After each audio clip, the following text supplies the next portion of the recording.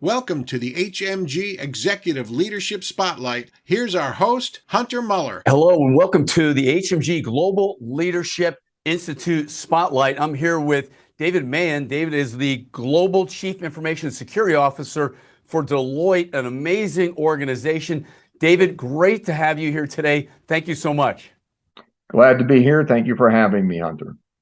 You're doing some amazing work, and you're one of my top picks regarding the HMG Global Leadership Institute recognition program in the cyberspace, driving vision, strategy, and the programs at a global level. That's a big job.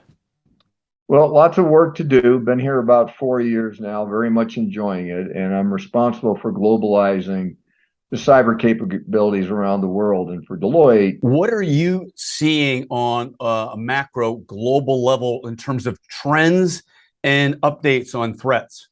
well, a number of things. One of the things is we're actually not seeing the type of challenges you might traditionally anticipate with deploying technology from just a technological perspective. Our challenges that we are encountering are more around legal, regulatory, compliance type issues that are emerging around the world.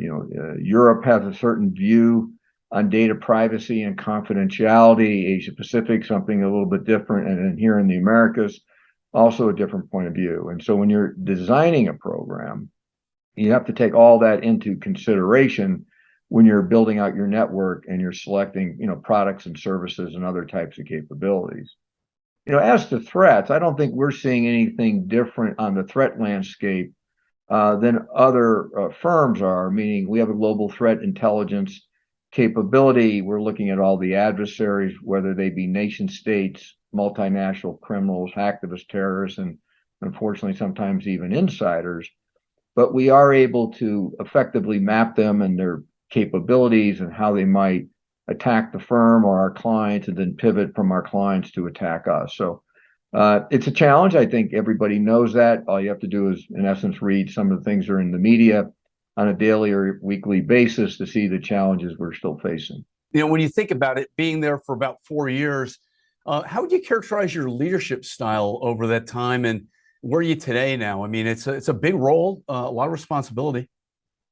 It is. And what I've learned over the years with leading other teams, either domestically or globally, is you really need two capabilities integrated in your team. You need will and you need team cohesion. And there's a way you can build a team to do that, from the individual all the ways up to the team organizational structure.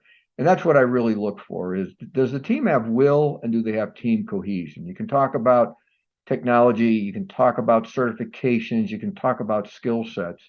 But if I get the type of individuals and team dynamics that include will and team cohesion, you have a much higher probability of being successful. And when you think of characteristics of success for that team, maintaining that high performing level in this global endemic, resilience is key, right? Resilience is very key, but what gives you resilience is the attributes of your leaders and your team members. So from my perspective, I'm looking for a number of things when I speak to team members and look to onboarding them as a member of the team.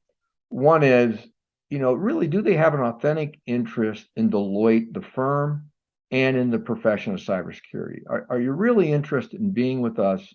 And are you really interested in this profession? Because it takes a lot of effort. The second thing I look for is tenacity. I don't look for the smartest person in the room.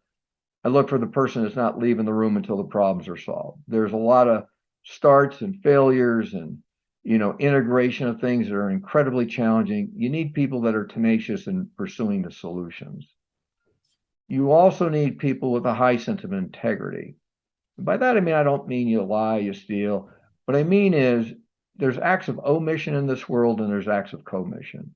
When you're merging corporations or building teams or remediating major events, do people bring you the relevant information, or do they omit information that is relevant and material for other reasons, whether they political purposes or they don't want to accept responsibility for something that's happened? You need to know exactly what happened, because you're going to build a very large, possibly expensive remediation plan. And if it doesn't meet expectations, you end up walking back your plan. And if you find out somebody withheld information or was less than, transparent, you end up never looking at the person the same way. The other thing I look for is we talk about well-being, and you certainly want to take care of your own personal health first, the relationships that you have with your family or significant other second. But then there's coming to work. And in this profession, there's days, it's just long, hard days due to what's happened. So can you work hard? And then finally, I look for individuals who are grateful. Regardless of where you grew up, challenges you faced, are you in a position in life now where you're appreciative of everything that has happened to you and the opportunities that have been presented to you? If I get those 5 attributes in teams and individuals within those teams, I'm going to get what I need for will and team cohesion to be successful. You've been at this for decades. When you think about it, when the pandemic hit, the attack threat landscape dramatically changed overnight. What's your take on what happened then, what's happening now, and the whole zero trust trend that we're well into? Well, back then, fortunately, Deloitte was in the position of, due to our business model, we were traveling all the time. We're always at a client site, or you're in an office somewhere around the world because you have distributed teams. So we were used to working remotely. Maybe it was in an office, maybe it was in a hotel room. So we had a lot of the capabilities that we needed to be successful. It was still a shock to the system. You're used to meeting people every day in person, getting to know them, addressing challenges, and now you're working from your home. So I do think we've peaked as far as a point of diminishing returns with the virtual model. I think we're going to be much more successful going forward with more of a hybrid. I don't think we come back to the office, 5 days a week, but you do have to meet people in person. As far as the threats, the adversaries start looking at what are the collaboration tools that corporations are moving to be successful in the virtual or the hybrid model.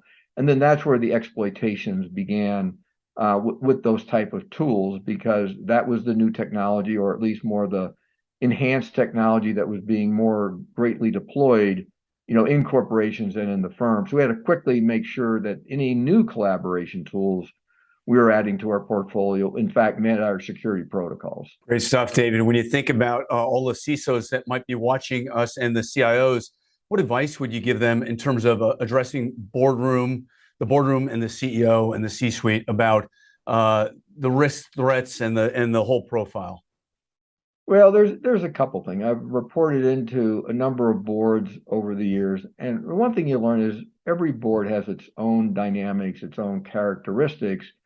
And one is you want to do a little bit of research on your board members and who they are and what type of questions they ask, and be prepared from their point of view to respond to their needs. Sometimes you can do that with a little bit of advanced work by speaking with your general counsel, who often facilitates the board meetings to make sure you're meeting expectations. That's number one. Number two, they want to know what are the risks faced by the firm or the corporation. And how do you think about leading and lagging indicators to give a sense of where the ecosystem is moving to by the way of threats? And what do those threats or those risks mean for your specific firm, your specific corporation? And how do you articulate that? And it's not just some, more cut and paste type of presentation. How do you do that? You have a number of things you can do by articulating your strategy, the implementation of your strategy, the risk reduction of your, that you're bringing to the firm, and what are the budgetary considerations and business line impacts you need to consider. Great stuff, David. Really appreciate your coming on today's Spotlight, and looking forward to seeing you again in person as well. You're one of my top picks to be receive the global HMG Global Leadership Institute recognition CISO of the year. So again, thank you so much. Hunter, I always enjoy speaking with you. All the best to you and your team. Great stuff. Thanks. For more information, please visit hmgstrategy.com and keep up to date by following us on our social media platforms. Thank you.